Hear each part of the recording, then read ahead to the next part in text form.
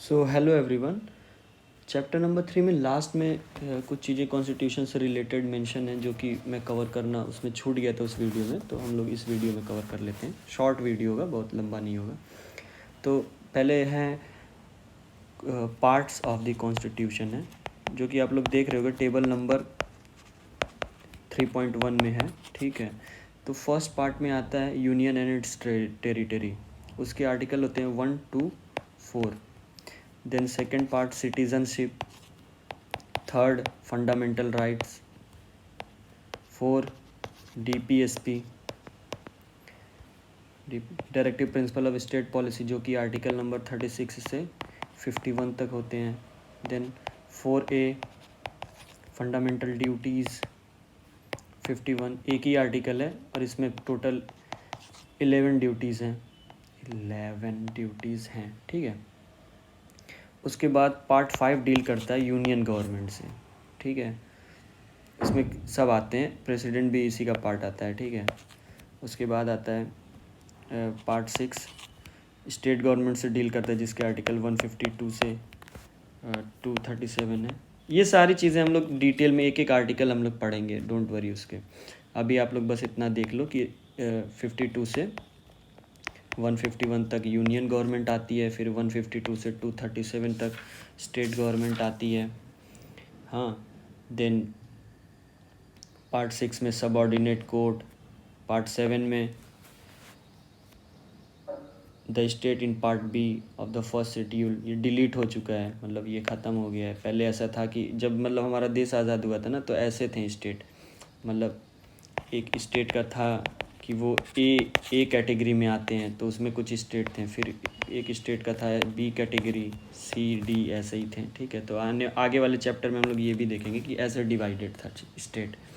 ठीक है, फिर आता है पार्ट 8 में यूनियन, द यूनियन टेरिटरीज़, मतलब यूटीज़ यूनियन टेरिटरी से रिलेटेड है।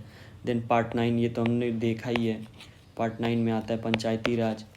Then 9A municipality, 9B cooperative society. तो ऐसे ही है, आप लोग सारे एक बार रीड कर लेना। ठीक है, क्योंकि कभी कभी पार्ट से भी रिलेटेड कुछ चीज़ें पूछ ली जाती हैं, तो आप लोग अगर देख लोगे एक बार तो बहुत ही अच्छा है, याद कर पाओ तो और अच्छा है। ओके, तो इसमें कुछ इम्पॉर्टेंट है, जैसे कि 15 में आता है इलेक्शन कमीशन। हाँ, उसके बाद और क्या इसमें, हाँ 12 भी देख सकते हो, finance property contract and suits. ठीक है, फिर ट्राइब्यूनल्स हैं, 14A में ट्राइब्यूनल्स आते हैं। Then official language. ओके, तो ऐसे आप लोग देख सकते हो एक बार। देन 18 में आते हैं इमरजेंसी प्रोविज़न, जो कि 3 तरह की इमरजेंसी होती है, नेशनल इमरजेंसी, स्टेट इमरजेंसी मतलब प्रेसिडेंट रूल, और उसके बाद फाइनेंशियल इमरजेंसी। उसके बाद कुछ आर्टिकल यहाँ पे मेंशन किए गए हैं टेबल नंबर 3.2 में। ओके, तो ये आर्टिकल भी आप लोग एक बार गो थ्रू हो जाना। ठीक है, ये भी सारे, मतलब सारे ही तो नहीं इम्पॉर्टेंट हैं, बट हाँ अगर देखो आप लोग स्टेट PCS जैसा एग्ज़ाम देते हो तो आपको आर्टिकल रटने पड़ेंगे। हाँ, UPSC इतना आर्टिकल से रिलेटेड चीज़ें नहीं पूछती है, तो हालांकि ये आप लोग इतनी बार पढ़ोगे ना कि आप लोग को आइडिया हो जाएगा, और इम्पॉर्टेंट आर्टिकल आपको याद करने पड़ेंगे ही, वो इतनी बार रिपीट होंगे ना कि वो खुद ही याद हो जाएंगे। तो आप लोग को उसके लिए अलग से एफर्ट करने की कोई ज़रूरत नहीं पड़ेगी, और इम्पॉर्टेंट आर्टिकल ही पूछे जाते हैं न्यूज़ में, मतलब जो भी न्यूज़ में रहेगा वही पेपर में पूछा जाएगा। ठीक है, तो आप लोग एक बार इसके गो थ्रू हो जाना। हाँ, अब यहाँ से तो ये सारी चीज़ें बहुत इंपॉर्टेंट, जैसे शेड्यूल से रिलेटेड काफ़ी बार क्वेश्चन आ चुका है। हाँ, तो ये हम लोग देख लेते हैं। इसका एक मैं वीडियो भी बनाऊंगा ट्रिक्स का। ठीक है, शेड्यूल याद करने का, पार्ट्स याद करने का मैं ट्रिक वीडियो लाऊंगा इसके बाद, तो वो आप लोग एकदम आराम से कवर कर पाओगे। और मैं एक शॉर्ट नोट भी प्रोवाइड कर दूंगा, जो मेरे नोट्स हैं मैं उसको भी अटैच कर दूंगा। इसमें मुझे करना इसलिए सही नहीं लगा क्योंकि वो बहुत ही ज़्यादा क्रिस्प हैं, तो बहुत ही क्रिस्प है एक्चुअली वो मैंने अपने लिए बनाया, तो एक एक वर्ड जैसे मैं अभी पढ़ाते टाइम यूज़ करता हूँ, ऐसे इफ़ यूज़ कर लिया फाइनेंस के लिए, तो ऐसे ही मैंने नोट्स भी बनाए, तो उसको मुझे थोड़ा और अच्छे से बनाना पड़ेगा ताकि सबको समझ में आए। ठीक है, तो हम लोग शेड्यूल देख लेते हैं। तो फर्स्ट शेड्यूल में क्या आता है ना, union and its territory, name of the state, ये सब आता है हमारा फर्स्ट शेड्यूल में। ओके, फर्स्ट शेड्यूल ये हुआ। सेकंड शेड्यूल ये आता है इमोलमेंट्स, अलाउंस, प्रिविलेजेस, जो भी मतलब सैलरी पेड की जाएगी, जो अलाउंस पेड किए जाएंगे, जो प्रिविलेजेस मिलेंगे, हाँ, उन सब से रिलेटेड आता है इसमें।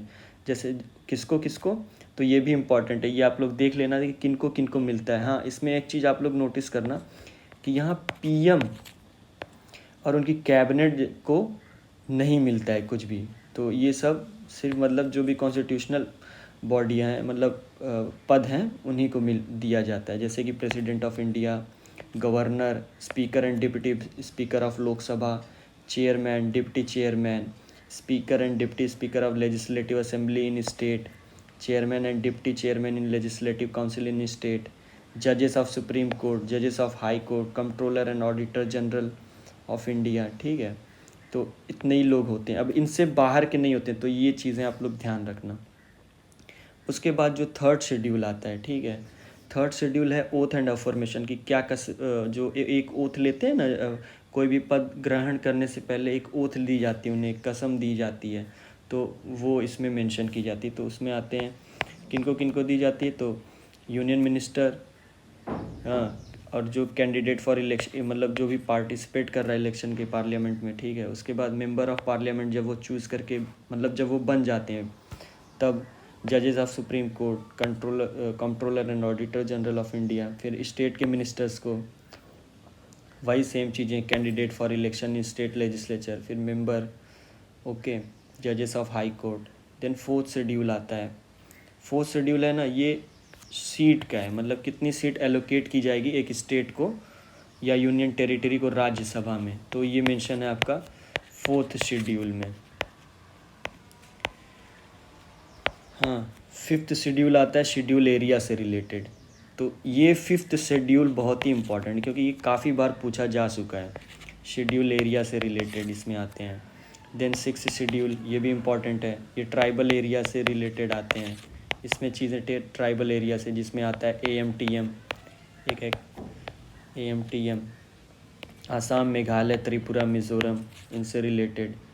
हाँ, तो इन्हें कुछ और स्पेशल सेफगार्ड दिए जाते हैं और स्पेशल अलाउंस इनको प्रोवाइड किया जाता है और बेनिफिट दिए जाते हैं शेड्यूल एरिया से, मतलब शेड्यूल एरिया से अगर मिलाएं तो इन्हें ज़्यादा चीज़ें फैसिलिटी प्रोवाइड की जाती हैं, ज़्यादा प्रोटेक्शन मिलता है। तो अभी लद्दाख भी डिमांड कर रहा था कि हमें 6 शेड्यूल में डाल दें। हाँ, अभी अब डालें कि नहीं ये मुझे अभी तक तो ऐसा कुछ मैंने पढ़ा नहीं कहीं पे, या मे भी मुझसे मिस हो गया हो, तो अगर ऐसा हो तो प्लीज़ देख के और कमेंट में मेंशन करिएगा, ठीक है। उसके बाद आता है सेवन शेड्यूल। सेवन शेड्यूल में ना तीनों लिस्ट मेंशन है, ठीक है, central list, state list and concurrent list, ठीक है। तो इसमें क्या है ना, जो यूनियन लिस्ट या सेंट्रल लिस्ट है, इसमें क्या कहते हैं, लिस्ट कंटेंट 98 सब्जेक्ट। हाँ, इसमें एक सब्जेक्ट पहले 97 थे, अब 98 हैं। स्टेट लिस्ट में पहले 59 है, पहले 66 थे। तो कुछ सब्जेक्ट ना स्टेट से निकाल के कॉन्करेंट में डाल दिए गए, ताकि और इन सब चीज़ों पे दोनों कानून बना सकें, यूनियन भी और स्टेट भी। उसके बाद कॉन्करेंस में 52 सब्जेक्ट हैं, जो कि पहले 47 थे। ओके, अब हम लोग चलते हैं 8 शेड्यूल पे। तो 8 शेड्यूल है, 8 शेड्यूल लैंग्वेज से है कि मतलब कितनी लैंग्वेज हैं। तो अभी हमारे पास 22 लैंग्वेजेस हैं। हाँ, 22 लैंग्वेजेस रिकोगनाइज़ करता है अपना भारत, जिन्हें शेड्यूल 8 शेड्यूल में जगह मिलती है। तो जो लैंग्वेजेस ऐसी होती है ना, तो इसमें क्या होता है ना कि आप लोग इस लैंग्वेज में एग्ज़ाम दे सकते हो और बहुत सारे बेनिफिट प्रोवाइड किए जाते हैं जब लैंग्वेज की कोई भी लैंग्वेज ऐड होती है। हाँ, उसकी प्रोटेक्शन के लिए भी पैसे दिए जाते हैं, ऐसा कुछ बहुत सारे बेनिफिट होते हैं। तो वो हम लोग आगे शायद आगे कहीं चैप्टर में मेंशन भी है कि क्या क्या मिलते हैं, एक लैंग्वेज पे चैप्टर है क्योंकि। ओके, तो आप लोग ये रीड कर सकते हो कि कौन सी लैंग्वेज कब ऐड की गई, मतलब कुछ कुछ चीज़ें पहले जो क्या था ना, पहले 14 ही लैंग्वेज थी, उसके बाद 22 ही धीरे धीरे ऐड किया गया, जैसे कि आप देख पा रहे होगे। हाँ, सेवेंटी फर्स्ट अमेंडमेंट एक्ट से कोंकणी मैनपुरी नेपाली वर एडेड, ठीक है। 21st अमेंडमेंट से Tamil Telugu Urdu Sindhi was added, okay. तो इसी तरह अभी जो लेटेस्ट ऐड हुई है 96 कॉन्स्टिट्यूशनल अमेंडमेंट एक्ट से, जो कि 2011 में हुआ, तो उड़िया एडेड हुआ, जो कि उड़िया था उसको रीनेम करके उड़िया लैंग्वेज ऐड की गई। उसके बाद आता है 9th शेड्यूल। 9th शेड्यूल ना वो एक्ट एंड रेगुलेशन है, ठीक है।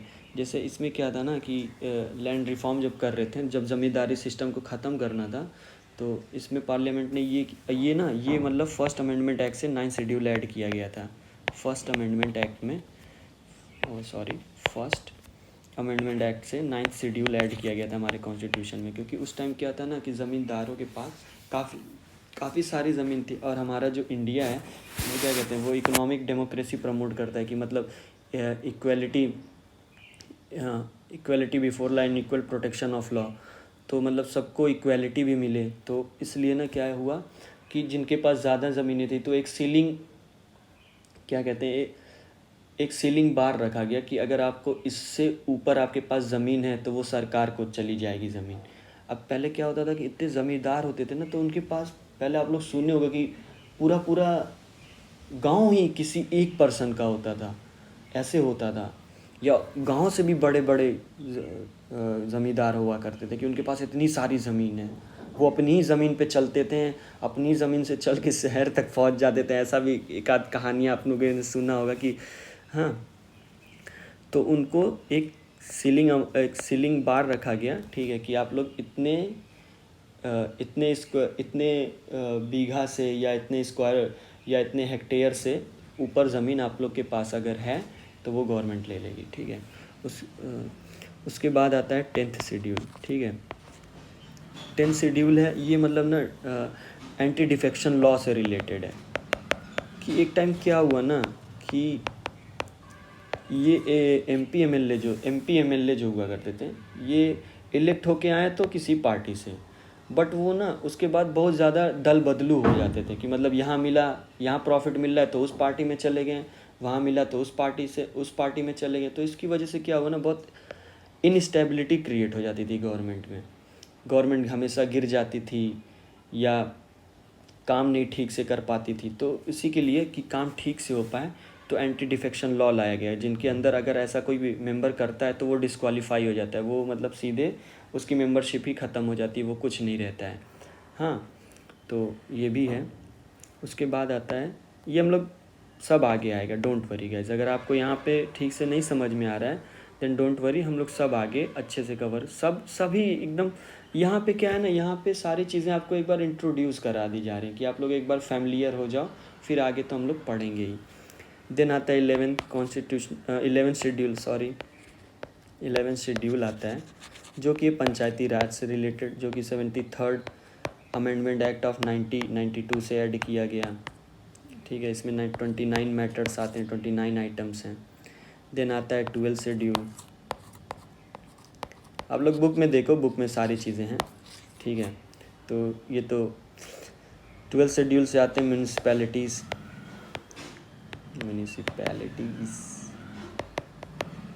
ओके, इसमें आते हैं 18 मैटर्स, जो कि 74 कॉन्स्टिट्यूशनल अमेंडमेंट एक्ट ऑफ 1992 से ऐड किए गए। अब जो इसमें जो काफ़ी इम्पोर्टेंट रखता है ना, वो ये है, ये आपको मतलब रट जाए तो बहुत बेस्ट है।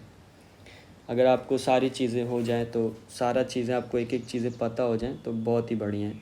तो वो है ये, ठीक है। आप लोग देखो, जो टेबल नंबर 3.4 में दिया हुआ है, हाँ, वो है सोर्सेज, कि मतलब हमारा कॉन्स्टिट्यूशन बोरो तो किया गया, पर क्या क्या चीज़ें कहाँ से बोरो की गई हैं ना, ये आपको याद हो, मतलब पता हो तो बहुत अच्छा है, क्योंकि कभी कभी क्वेश्चन इनसे भी पूछे गए हैं कई बार एग्ज़ाम में। तो जैसा कि आप देख पा रहे हो, गवर्नमेंट ऑफ इंडिया एक्ट 1935 से, ओके, यहाँ से ऐड किया गया है फेडरल स्कीम, जो कि हमारी वो होती है स्टेट में डिवाइडेड, सेंटर पे डिवाइडेड पावर हुई है, ठीक है। Then office of governor, judiciary, public service commission, emergency provision and administrative details, ठीक है। तो ये सारी हमारी गवर्नमेंट ऑफ इंडिया एक्ट से ली गई है 1935 के। और ब्रिटिश कॉन्स्टिट्यूशन से हमने क्या क्या लिया है, तो पार्लियामेंट्री गवर्नमेंट हमने लिया, और क्यों लिया ये भी मैं बता चुका हूँ। देन रूल ऑफ लॉ, हाँ ये भी। देन लेजिस्लेटिव प्रोसीजर कैसे काम होगा, फिर सिंगल सिटीजनशिप भी है, कैबिनेट सिस्टम, सिटीजनशिप वही रिलेटेड, कैबिनेट सिस्टम रिपीट हो गया सॉरी। हाँ, फिर प्रेरोगेटिव रिट्स, जो भी रिट्स प्रोवाइड की गई हैं, पार्लियामेंट्री प्रिविलेजेस, हाँ कि मतलब एक एमएलए या एमपी को क्या क्या प्रिविलेजेस मिलते हैं, जैसे उन्हें कुछ कुछ प्रिविलेजेस मिले होते हैं, इंडिविजुअल प्रिविलेजेस भी होते हैं और एंटी कलेक्टिव प्रिविलेजेस भी होते हैं। ये सब हम लोग पढ़ेंगे अभी आने वाले चैप्टर्स में। देन बाई कैमरलिज्म, हाँ उसके बाद आता है, हाँ उसके बाद हमने यूएस कॉन्स्टिट्यूशन से क्या क्या लिया है, तो fundamental rights, independence of judiciary, judicial review, impeachment of president, जैसे प्रेसिडेंट को कैसे रिमूव किया जाए, तो इम्पीचमेंट ऑफ प्रेसिडेंट हमने वहाँ से लिया, हालांकि रिमूवल प्रोसीजर हमारा काफ़ी अलग है। हाँ उसके बाद है removal of supreme Court and High Court जजेस, and post of vice president कहाँ से आई है, तो वो भी है। हालांकि हमारी वाइस प्रेसिडेंट की पोस्ट काफ़ी अलग है, जैसे यूएसए में क्या होता है ना कि अगर वो जो प्रेसिडेंट हैं और एक वाइस प्रेसिडेंट है, तो अगर वो प्रेसिडेंट वर्क नहीं कर पा रहे हैं या उनका समझिए कि डेथ हो गई या कुछ भी हो गया, तो जो वाइस प्रेसिडेंट होते हैं ना वो प्रेसिडेंट बन जाते हैं। बट हमारे केस में क्या होता है ना कि ऐसा जब होता है, जब प्रेसिडेंट की सीट, मतलब जब प्रेसिडेंट वैकेट करते हैं सीट को या खाली करते हैं या कुछ उनकी डेथ हो जाती है, तो वाइस प्रेसिडेंट कुछ टाइम के लिए ही वर्क करते हैं प्रेसिडेंट के रूप में, फिर हमें एक नया प्रेसिडेंट चूज़ करना पड़ता है, उसका इलेक्शन होता है। हाँ अगर हम चाहें तो उसी वाइस प्रेसिडेंट को फिर इलेक्ट करके प्रेसिडेंट बना सकते हैं, बट ऐसा नहीं है कि पोस्ट खाली हुई तो वाइस प्रेसिडेंट तुरंत ही प्रेसिडेंट बन जाएंगे, ऐसा नहीं है, हमें इलेक्ट करना पड़ेगा फिर से। कुछ टाइम के लिए ही वाइस प्रेसिडेंट प्रेसिडेंट की तरह वर्क कर सकते हैं। फिर हमने आयरिश कॉन्स्टिट्यूशन से क्या क्या लिया है, तो डीपीएसपी ली हुई है हमने, directive principle of state policy, और जो नॉमिनेशन ऑफ मेंबर होते हैं, जैसे राज्यसभा में प्रेसिडेंट नॉमिनेट करते हैं कुछ मेंबर्स को, जैसे उसी तरह से सचिन तेंदुलकर भी बने थे तो वो मेंबर हो गए। और इलेक्शन का मेथड क्या होगा प्रेसिडेंट का, ठीक है, तो ये सारी चीज़ें हमने वहाँ से ली है। ओके, उसके बाद हमने और सारी चीज़ें ली हैं। कैनेडियन कॉन्स्टिट्यूशन से हमने क्या क्या लिया है, तो फेडरेशन विद स्ट्रॉन्ग सेंटर, जैसे हमारा सेंटर काफ़ी स्ट्रॉन्ग है। हाँ फिर रेसिडरी पावर जो है वो सेंटर के पास है। फिर appointment of state governors bye centre, क्योंकि कई जगह इलेक्ट भी होके आते हैं हम, पर हमारे यहाँ अपॉइंटमेंट हुई है, क्यों हुई है ये भी हम लोग डिस्कस करेंगे कि ऐसा क्यों किया गया, क्योंकि ये सब जब हो रहा था ना तो कॉन्स्टिट्यूशन असेंबली में काफ़ी डिबेट चली थी कि क्यों ऐसा कर रहे हैं, तो उसको एक्सप्लेन भी किया गया कि क्यों हमने ऐसा अडॉप्ट किया, ठीक है। उसके बाद एडवाइजरी ज्यूरिसडिक्शन भी आता है सुप्रीम कोर्ट का, हाँ वो हम लोग देखेंगे शायद 143 आर्टिकल में आता है ये एडवाइजरी ज्यूरिसडिक्शन। उसके बाद ऑस्ट्रेलियन कॉन्स्टिट्यूशन से क्या क्या लिया गया, तो कॉन्करेंट लिस्ट ली गई, फ्रीडम ऑफ ट्रेड लिया गया, commerce and intercourse, joint sitting of to houses, जब भी मतलब ऐसे क्या होता है ना कि ऑर्डिनरी बिल, और हाँ ये चीज़ें याद रखिएगा कि ऑर्डिनरी बिल के लिए ही बस क्या ले सकते हैं, मतलब हम लोग ऑर्डिनरी बिल से ही रिलेटेड हमारे यहाँ जॉइंट सिटिंग हो सकती है, अदरवाइज़ हम जॉइंट सिटिंग नहीं कर सकते हैं और भी कोई बिल से रिलेटेड। और वेमिनर कॉन्स्टिट्यूशन ऑफ जर्मनी से क्या क्या लिया गया, तो जर्मनी से हमने लिया suspension of fundamental rights during emergency. Okay, फिर सोवियत यूनियन या रसिया से क्या लिया गया, तो फंडामेंटल ड्यूटीज़ वहाँ से ली गई थी, ये मैंने बता चुका हूँ। फिर ideal of justice, social economic and political, जो कि अभी मैंने बताया इन प्रीएम्बल। हाँ उसके बाद फ्रेंच कॉन्स्टिट्यूशन से Republic and the ideals of liberty, ये सब तो ये भी हमने पढ़ा है, equality and fraternity in preamble, यहीं से ऐड किया गया। फिर साउथ अफ्रीकन कॉन्स्टिट्यूशन से हमने लिया प्रोसीजर ऑफ अमेंडमेंट कैसे किया जाए कॉन्स्टिट्यूशन में, फिर इलेक्शन मेंबर का कैसे होगा राज्यसभा में। फिर एक और हमने 11 क्या है वह हमारा जापानीज़ कॉन्स्टिट्यूशन से हमने लिया प्रोसीजर इस्टेब्लिश बाय लॉ, जो कि मैंने शायद थोड़ी पहली वाली वीडियो में हमने देखा था कि हमारा इंडिया जो है ना वो procedure establish by law follow करता है, ना कि due process of law. Okay, तो यहाँ पे ये चीज़ें ख़त्म होती हैं। बाकी मैं इसके लिए मैं इसके लिए एक ट्रिक वाली वीडियो ले आऊँगा जिससे ये आप शेड्यूल और पार्ट्स काफ़ी आराम से याद कर सकते हो। ओके, तो ये वीडियो यहीं ख़त्म करते हैं। Hope you like it. अगर आपको ये वीडियो पसंद आई है तो hit the like button and subscribe the channel. Thank you.